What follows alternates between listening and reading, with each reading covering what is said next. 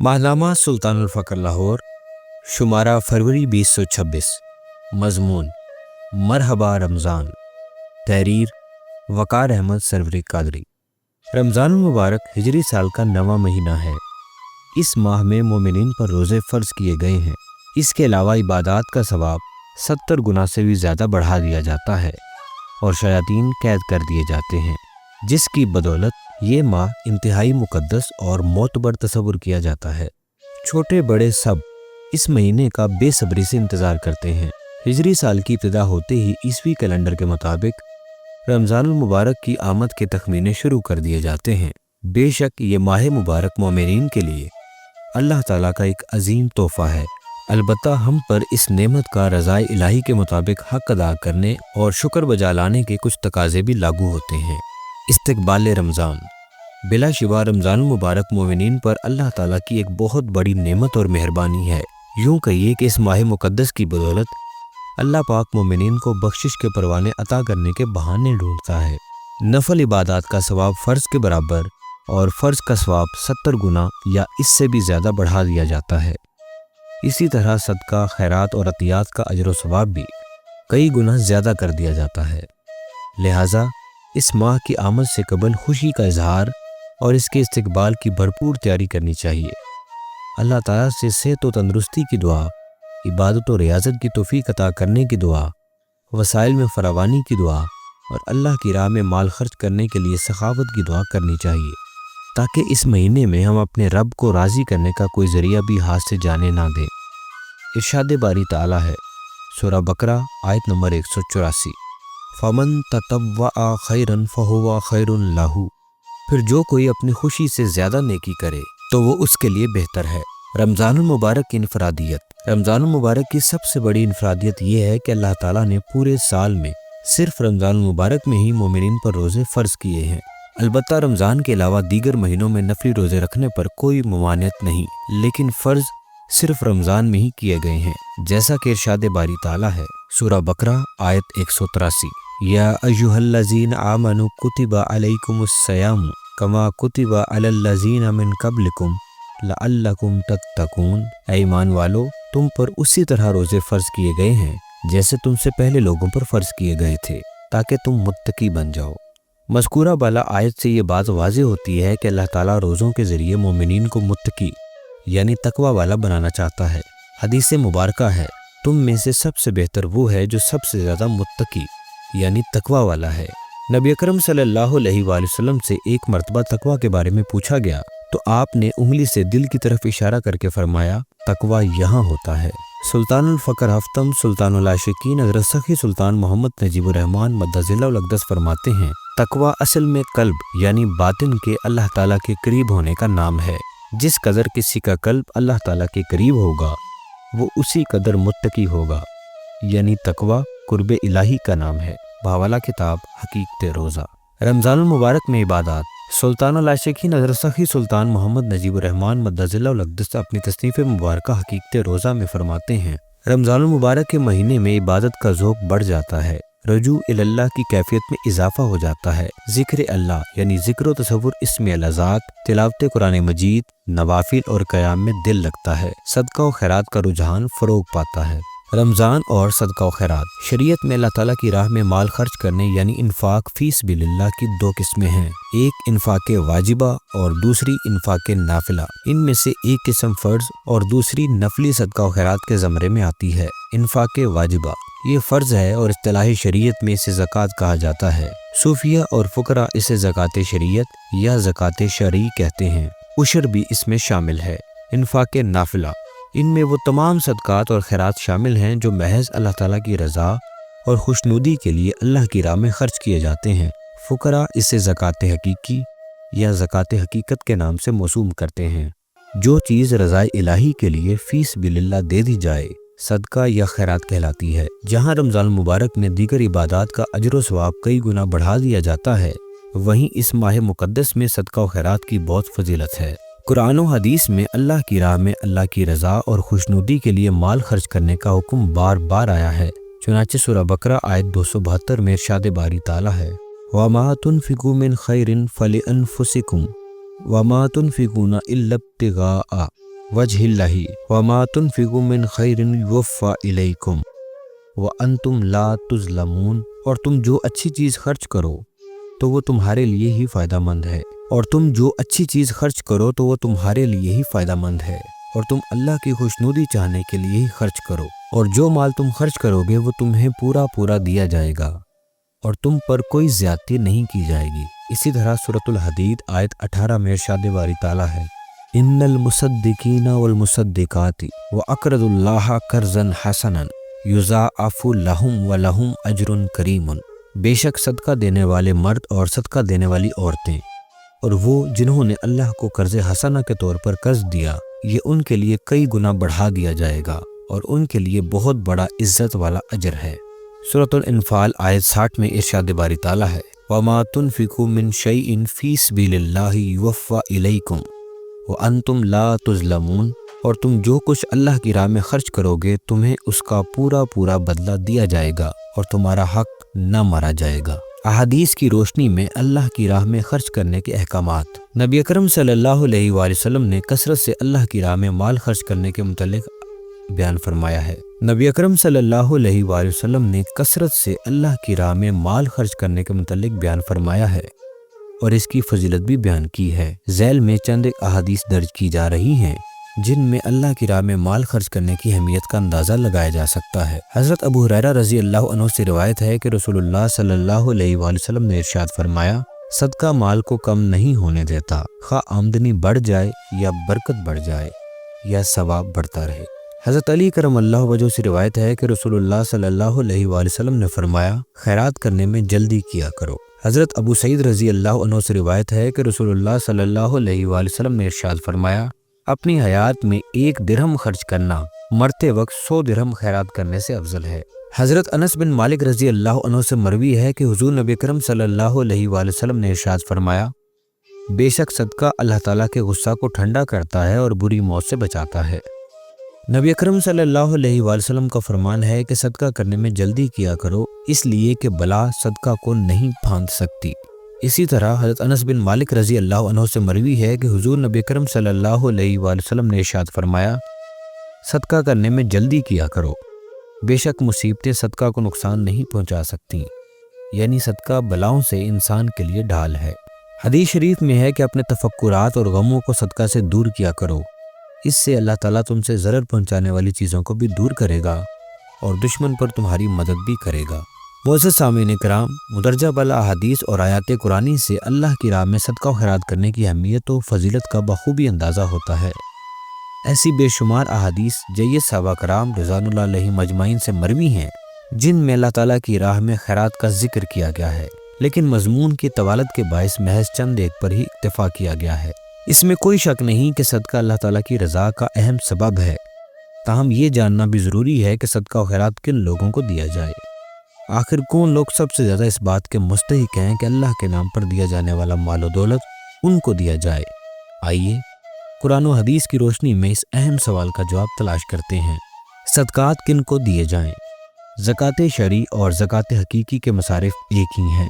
زکوٰۃ، صدقہ اور خیرات کن لوگوں پر خرچ کرنا ہے، اس کا اعلان بھی قرآن پاک میں کر دیا گیا ہے۔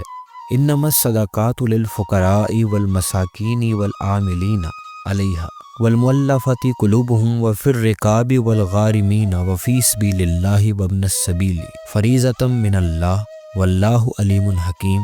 سورۃ التوبہ آیت 60۔ بے شک صدقات تو فقراء، مساکین اور عاملین یعنی زکوٰۃ اکٹھا کرنے والے، قلوب کی تالیف، گردنیں چھڑانے، قرض داروں کے قرض ادا کرنے میں، اللہ کی راہ اور مسافروں کے لیے ہیں۔ یہ اللہ کی طرف سے فرض کیے گئے ہیں اور اللہ علم و حکمت والا ہے۔ مذکورہ بالا آیت کے مطابق صدقات کے اولین اور سب سے زیادہ مستحق فقراء ہیں۔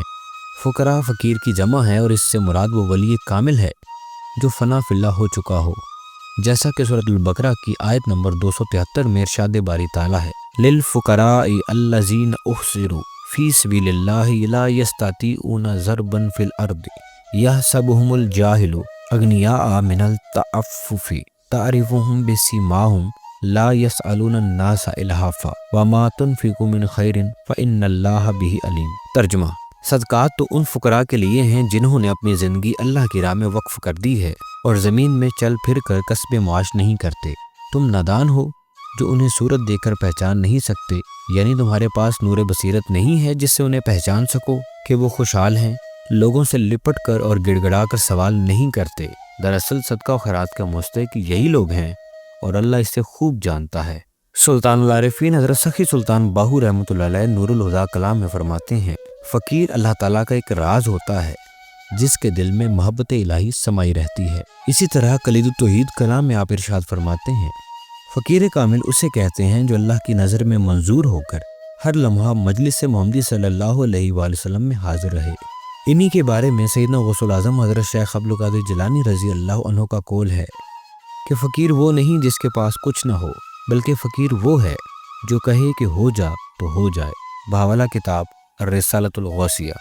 عطیات، زکوٰۃ، صدقات اور تحریک دعوت فقر۔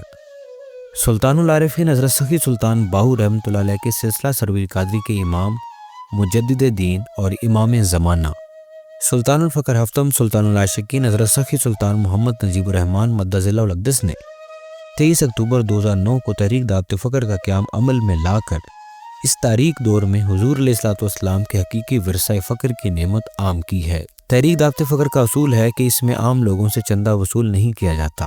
جن لوگوں کو اللہ تعالیٰ نے توفیق عطا کی ہے وہ خود بخود ہی اور نام و نمود سے بے نیاز ہو کر اللہ تعالیٰ کی راہ میں خرچ کرتے ہیں۔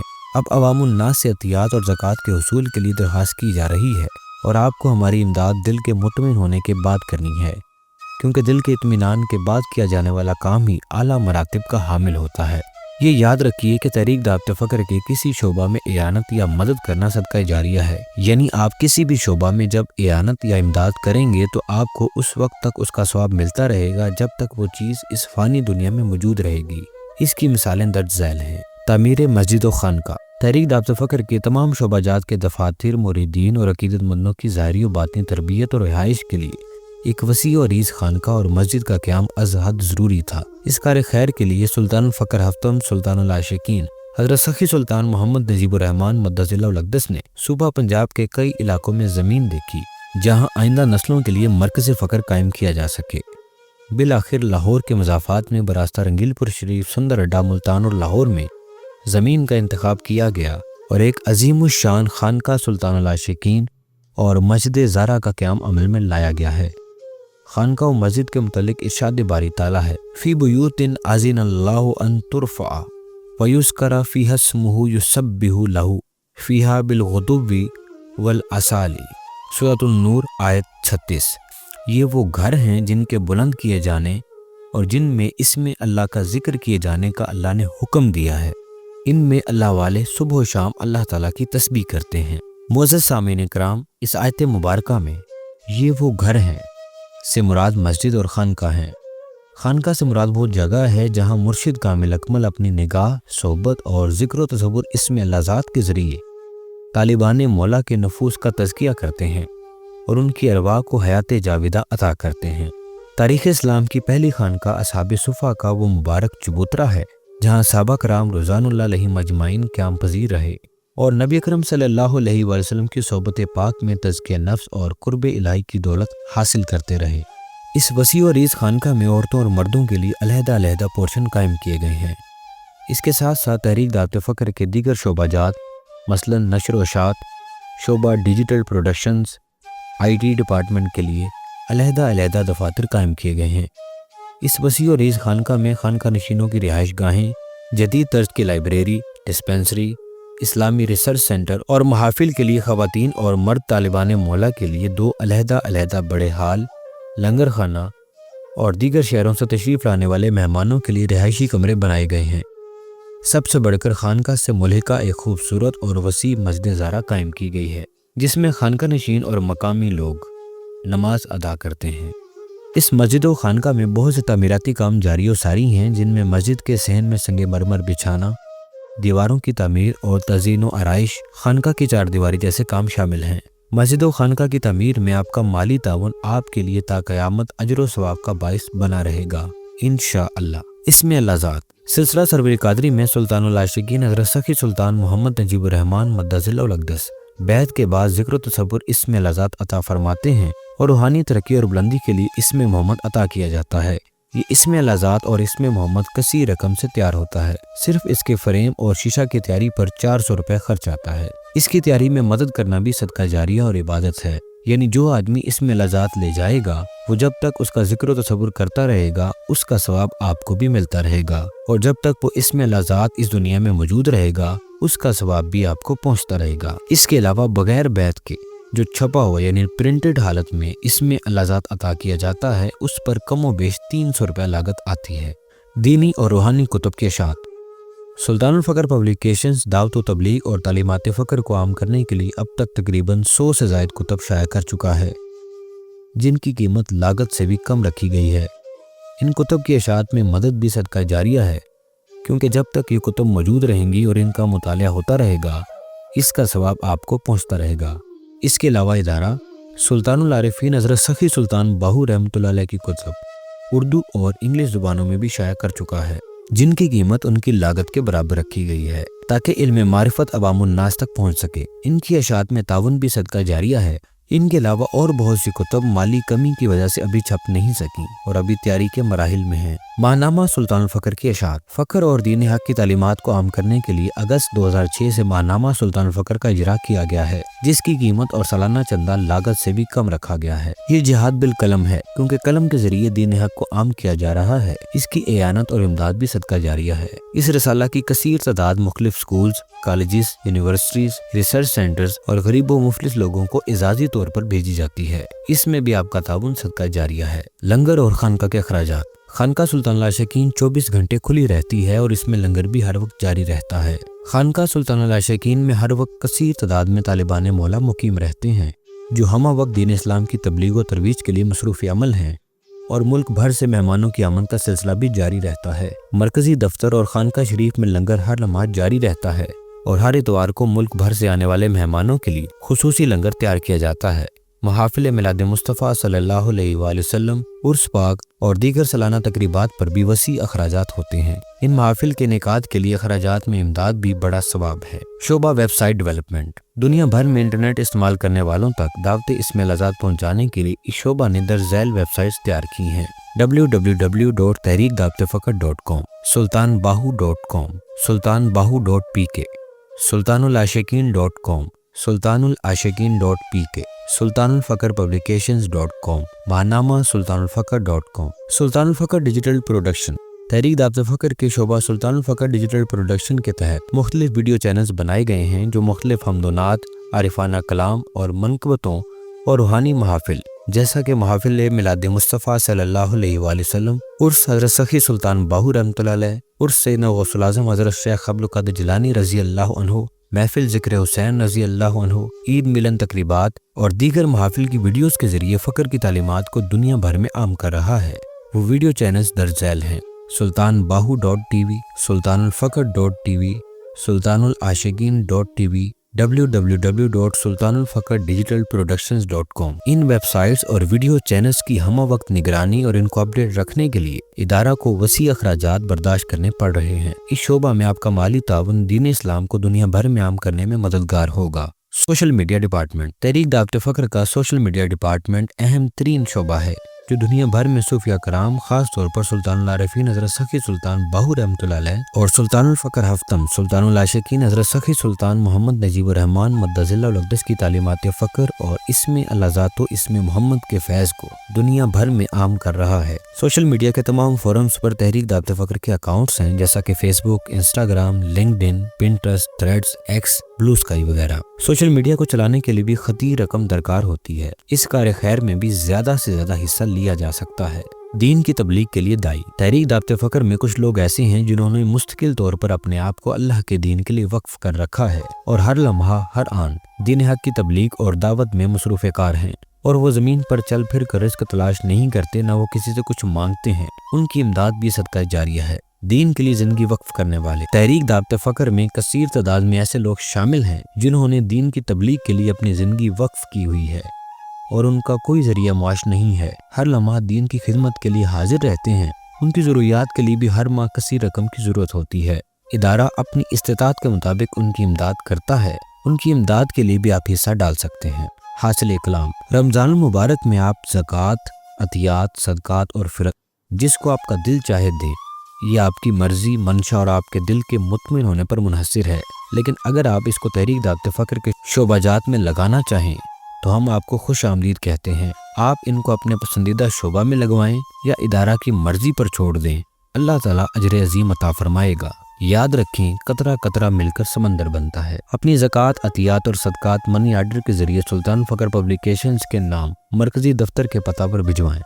خانقاہ میں رمضان المبارک کے ماہ میں اتوار کے دن آپ براہ راست عطیات، صدقات اور زکوٰۃ سلطان العاشقین حضرت سخی سلطان محمد نجیب الرحمن مدظ اللہ الاقدس کی بارگاہ میں پیش کر سکتے ہیں۔ اللہ تعالیٰ سے دعا ہے کہ فقراء کی خدمت کرنے اور راہ حق میں مال خرچ کرنے کی زیادہ سے زیادہ توفیق عطا فرمائے تاکہ اللہ کا قرب پایا جا سکے۔ آمین۔